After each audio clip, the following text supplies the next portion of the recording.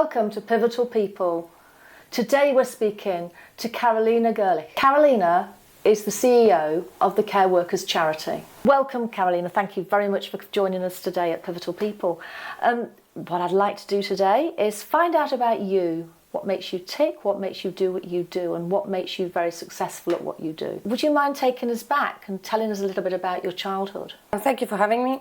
My childhood, well, I grew up in Poland in quite a small town with only Polish people around. My grandmother, my mum's mum, lived with us, and she was the caring person of the family. Yeah. She looked after everybody, she supported other people and her friends, and she looked after us a lot when we were children, as her grandchildren, because she was around in the same house most of the year. So yeah, I went to school there all the way through to high school and A-levels.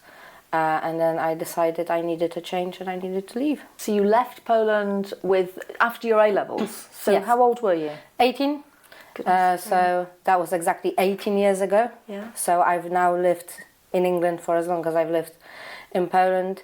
Yes, it was supposed to be just for a year to decide what I wanted to study, whether I wanted to go to med school or to law school, because those are the options and opportunities in my head and where I got in. But yeah, I stayed. So you chose coming to the UK as a first choice?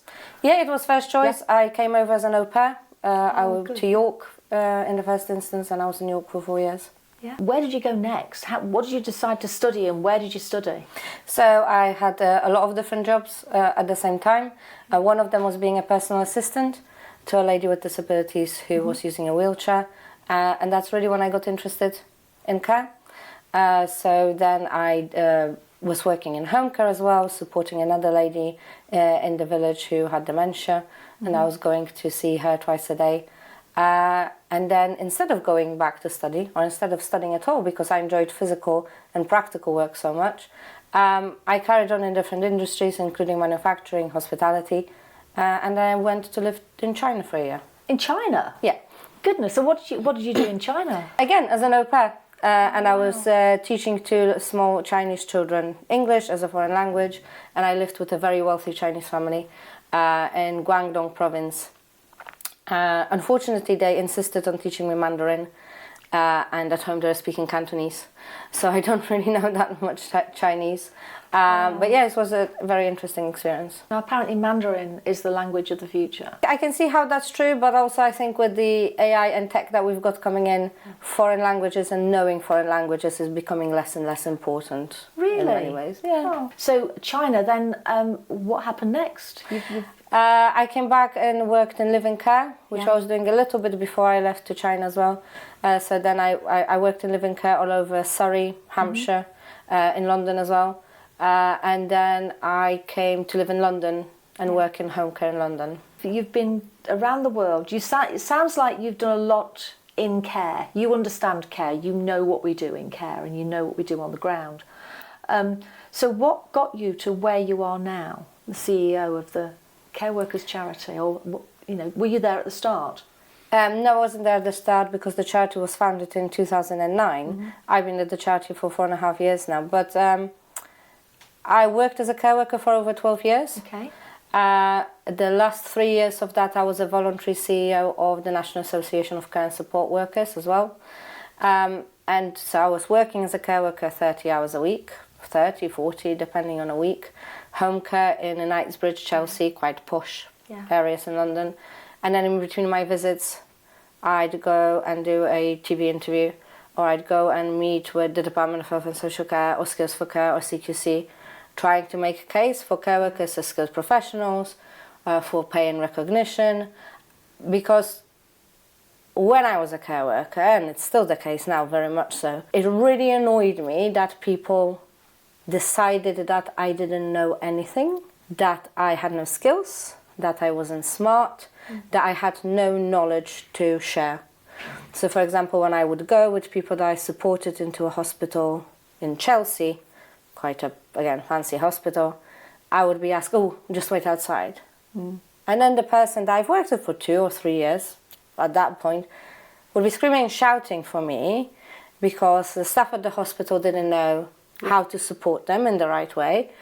and I'd have to come in anyway. Yeah. Would have been so much easier if they respected my skill, my relationship with the person that I saw every day, and just let me come in and help them do the job, minimize negative impact of the appointment on the person that was coming into the hospital, and just make it much easier for everybody. Yeah. So yeah, it was a daily frustration of I'm actually not just a care worker.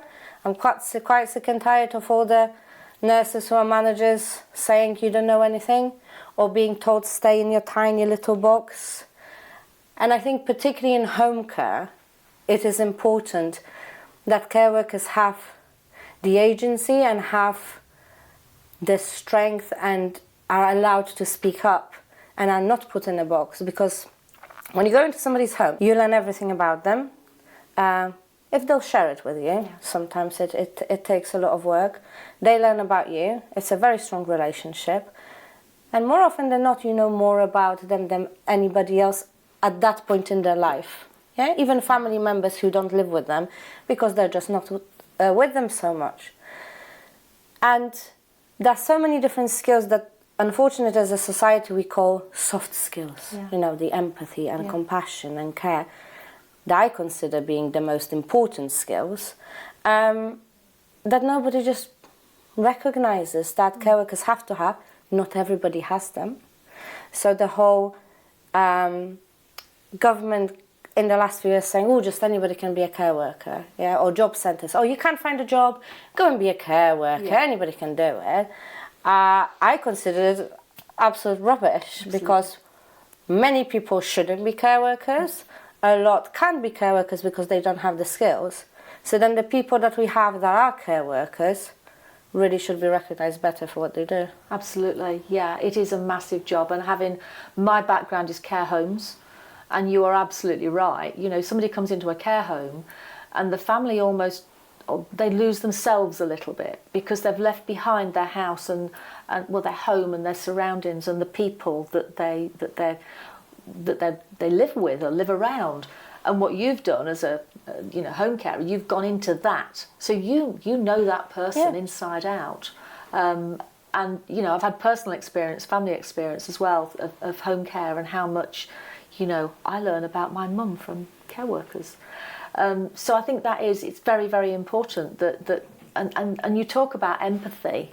When we're interviewing carers, I was a care home manager for many years, and interviewing carers, it's very easy to answer the questions. It's very easy to learn the questions and answer beautifully and not be nervous.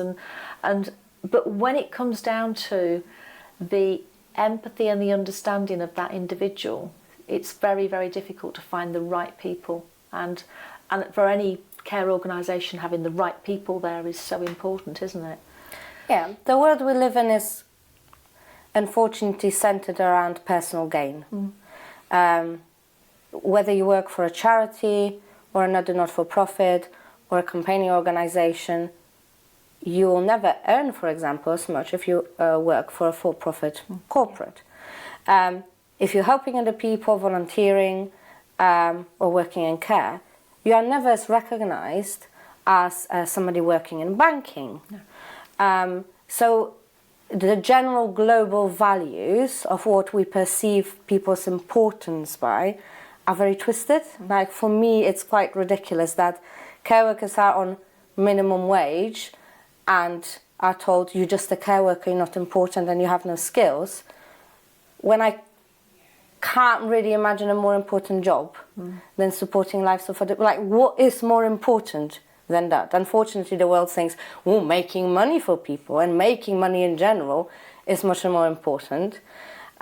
So from that very twisted corporate view of the world, we end up in a situation where we don't value what I think is most important, which is human life and well-being. Do you feel that that's turning? Do you feel there's any change coming? Globally, quite honestly, no. Okay. I think we can see that those who are selfish and obsessed with personal gain are the ones rewarded the most, really, in many different ways, not just financially, but in terms of recognition. I think in terms of here in England, with the change of government, things are shifting a bit to what we've had in the last few years. I think it helps that the Labour government is talking about a fair pay agreement for care workers. It's interesting to hear them talking about National Care Service. It's difficult to say whether it's a good idea or bad because we don't have enough detail. But the conversations, I think, are going in the right direction. Yeah. Having had some meetings with the department, with the Care Minister, I think at the moment they're very much in the listening stage and learning stage, which is great.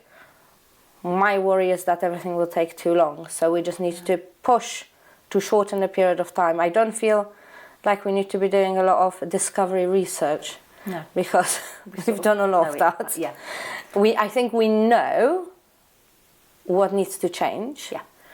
It just needs to change. Yeah, it does. And I think, it's not just about the pay, it's about the fee rates as well. And the fee rates that we're actually getting in care homes are ridiculously low from local authorities. So that needs to change to enable the wages to go up, I suppose, across the board. I haven't met a care provider yet who I thought were in the business for the right reason, because I have to admit there are some that are, in care just to make money, and you can really see that. But those who are in care for the right reason, that want to provide good care, I've not met one of them yet who would say, oh, I don't want to pay my care workers more. No, they want absolutely. To. They just need to be supported through fees, through funding, to be able to do that. Yeah, any good provider knows that those perfect people looking after their residents is more important than anything. And to be able to attract them and retain them and give them a good standard of living, very important. But the future, for you personally? For me personally, what would you like to happen to you in the future? I would like to get to the point where I can close the charity. I see, because I think it's embarrassing that we have for the social care sector. I think it's outrageous that care workers are paid so little, and some of them need the care workers charity's help. So yes, I think the ideal scenario would be care workers are recognised, pay better. We have a professional body for care workers that gives them all the support they need, and everything that care workers deserve and need is there. So the care workers charity no longer needs to exist. And then what about life after the care workers charity for you? I'm quite sure I'll find another cause to be getting stressed about. Fantastic, fantastic. Thank you very much, and thank you for joining us. It's been lovely to meet you. Thank you very much.